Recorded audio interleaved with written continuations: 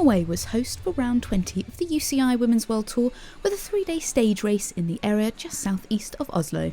Teams prepared themselves for a 127.7km hard technical race.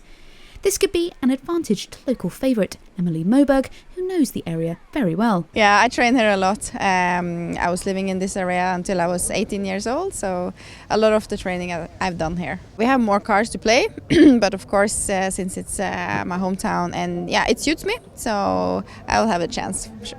Yeah, I'm really excited for this race. It's my favorite race.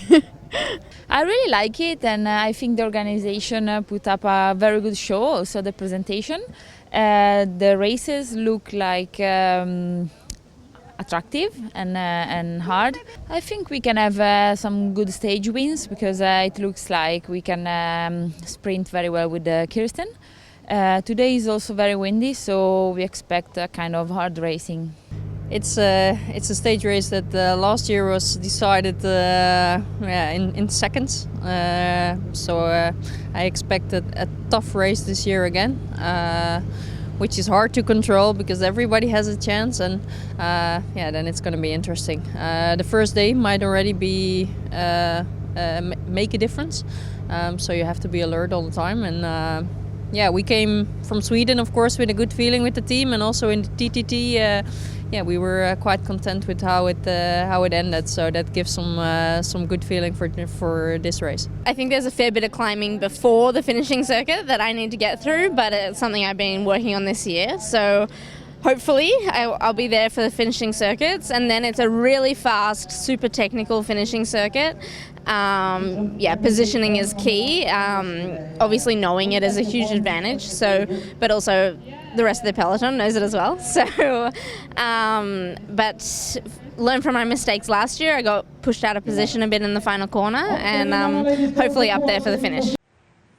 Speed was high because of the tailwind in the first part of the stage, but the fireworks really started with about 40 kilometres before the finish in Misen. Right after the Queen of the Mountain, won by Kasia Nuudoma, the race really got on the way. Team Sunweb's Lucinda Brand accelerated from the peloton and got some riders with her growing into a 33-rider group after a steep and narrow downhill section. All big names who could win this stage were present in the up-front group. Attacks galore, and when Nuudoma accelerated again, a group of riders formed with 29 kilometres to go. But Team Sunweb chased hard to bring it together for Corinne Rivera. When the group consolidated, Bowles Dolman's Carol Ann Canuel placed a perfectly timed attack. The Canadian tried to ride solo to the finish to avoid a bunch sprint, not having a pure sprinter in the team. The chasing group struggled to work together, and when Canuel had more than a 30-second lead, Floortje Mackay of Team Sunweb decided to chase her alone. But Mackay could not close the gap alone, so Canuel reached the local laps around Misen, thinking she could win this stage. With 6 kilometres to go, the chasing group caught up with Mackay thanks to the hard work of Mitchelton Scott. Canuel still held on to the final kilometre and fought to defend her decreasing advantage. Leah Kirkman led the chase onto a slightly uphill finishing straight with 250 metres to go to lead out Sunweb sprinter Corinne Rivera. But the American was positioned too far behind and had to watch how Marianne Vos started her sprint and passed Canuel with 100 metres to go and took the victory ahead of Swedish rider Emilia Farlin.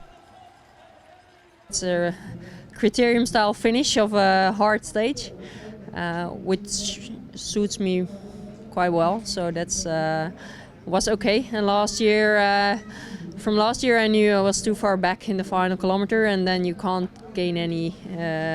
The places more.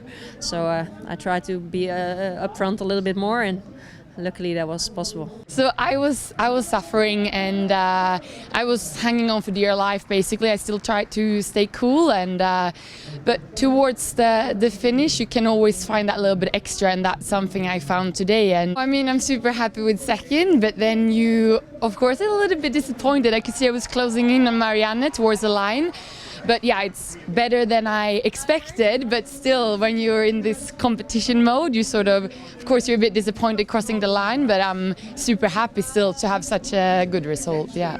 but still 2 hard days to go. And yeah, like today, it was not easy. It looks like it was just a bunch sprint after an easier stage, but it wasn't. It was a small group, and it was hard to be in that final first group, and then to be in the right position to ride for the win. So tomorrow another day, and I hope to be fresh at the start again in the jersey. Corinne Rivera finished third ahead of Gracie Elvin and Chloe Hoskin. Eva Berman of Czech Drops proved her talent, finishing in 7th.